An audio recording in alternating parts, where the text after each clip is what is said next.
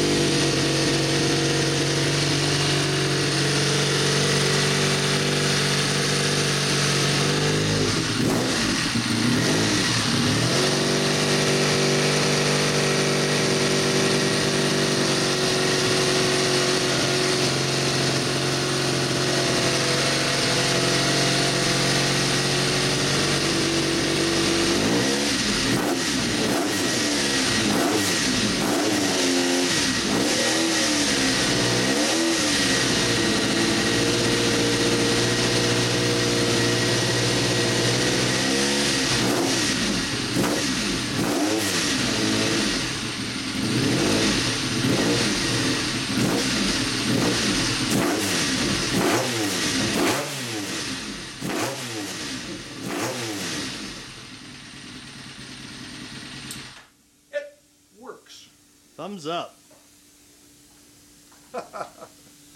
Beautiful, Jim. Beautiful. Jim Granger's shop. Really feels good on carburation, so yeah, it's real crisp. And why don't you say, why don't you tell everybody that's listening here what's in that motor and what we've done to the motor? Gone through the motor basically. Motor's got HRC pistons in it, first over. Cylinder heads have been HRC ported. I took the heads and the original valves in it were pretty worn. I have proprietary one-piece stainless valves with a different back cut angle, and we set them up in there. There's been a little additional bowl work. Can we say who made those valves? Those are made by Kibble White for me. And let's see. What about the rings? Piston rings? Piston rings. Piston ring. The pistons and piston rings are fresh in it, so HRC. They're in good shape. Yeah.